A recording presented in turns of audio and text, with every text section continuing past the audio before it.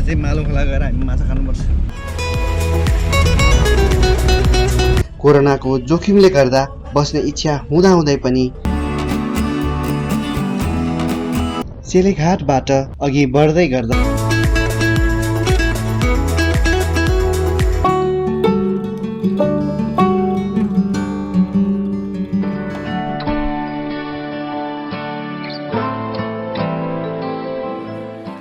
हाम्रो यात्रा सुरु होइन त। हो राकेश भाइ, अनि यहाँ चाहिँ हाम्रो आशिष दाइ, हामी तिनजना चाहिँ अब आजको यात्रा मालुखोलातर्फ लाग्दैछौँ। अहिले बिहानको 3:30 भएको छ र सम्भवतः हामी बेलुका नै फर्किने प्लान भएकोले बिहान सबेर हिँडेको। So let's start our today's video. खै दाइ, ओहो माइती घरमा त कस्तो झिलिमिली।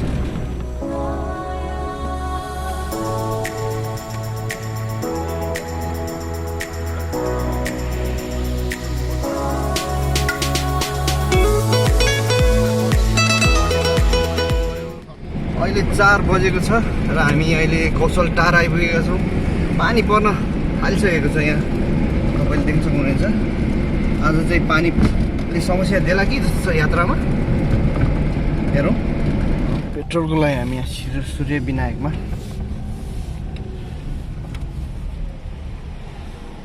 चाहिँ 4 बजी नै खोल्दो रहेछ यार पेट्रोल पम्प।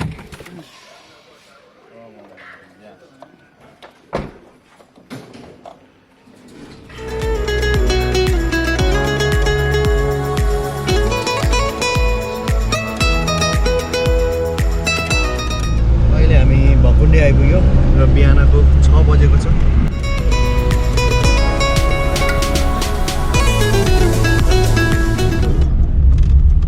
यहाँ हो क्या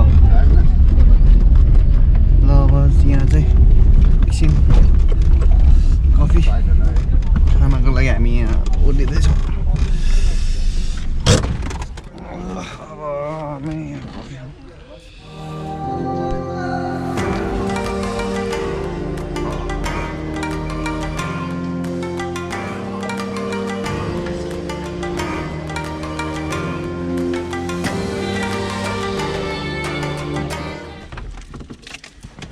अब हाम्रो यात्रा फेरि पुनः जारी।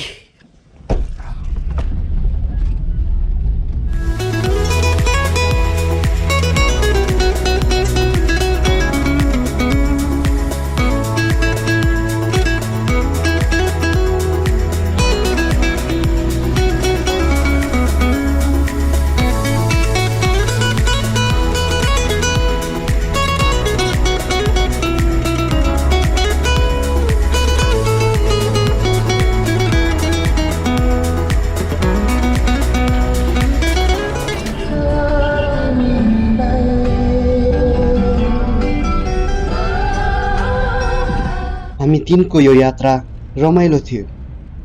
आशिष दाईको मिठो गफ साथमा राकेश भाइको ठट्टाले समय बितेको पत्तो नै भएन। बाटो छेउको सुन्दर ठाउँमा रोकिँदा यात्रामा अझ ऊर्जा थपिएको थियो।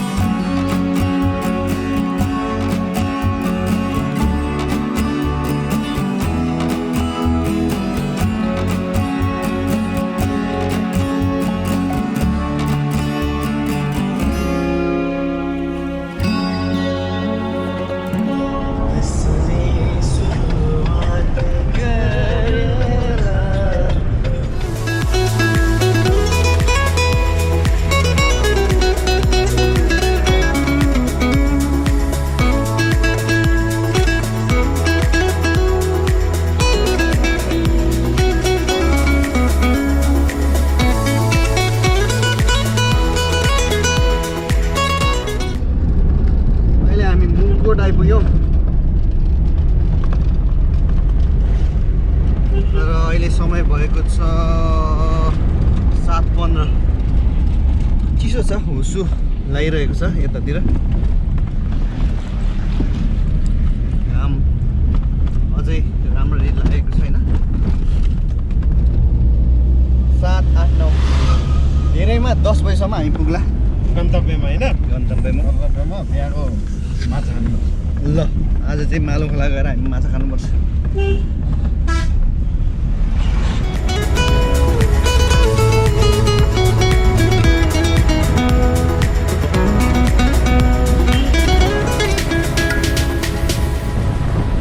यहाँदेखि हो सेल्फी खिच्नलाई हो क्या गाडी हो क्या। ओ ल यहाँ गाडी नै हुन्छ कि ल यहाँ सेल्फी खिच्नको लागि मजाले बसिरहेको।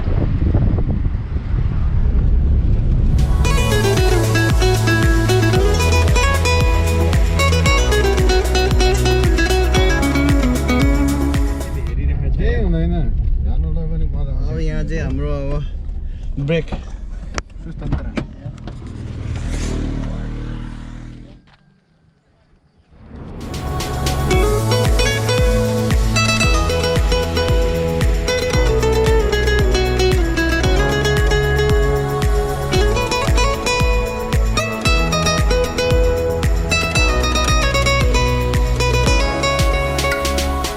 हामी खुरकोट आइपुग्दा बिहानको 8 बजेको थियो।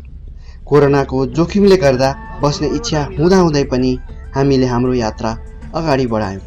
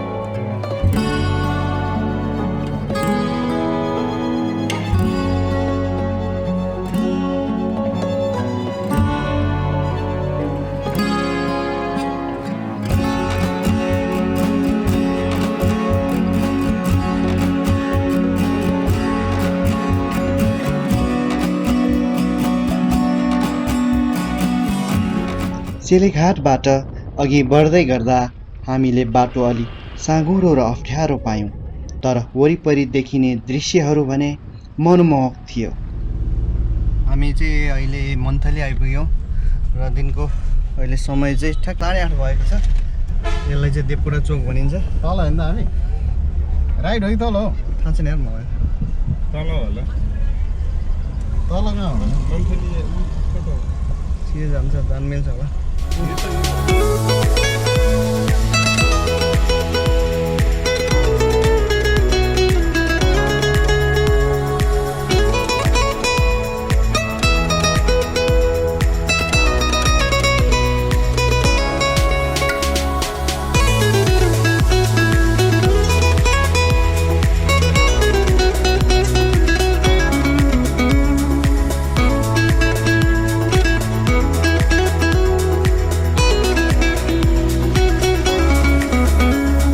यो चाहिँ किर्ने बजार।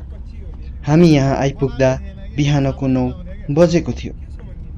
हिम्ती जलविद्युत आयोजना रहेको यस स्थान तुलनात्मक रूपमा अरू ठाउँहरूभन्दा निकै सफा र सुन्दर देख्यौँ।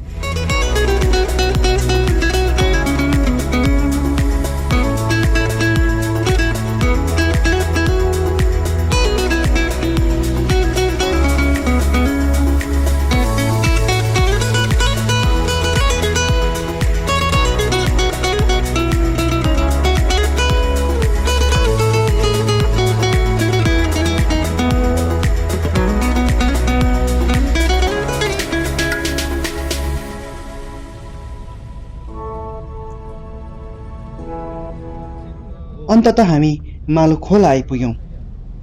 राकेश भाइले भने झैँ अब भने हामी तामाकोशीको मिठो माछा खानतर्फ लाग्यौँ।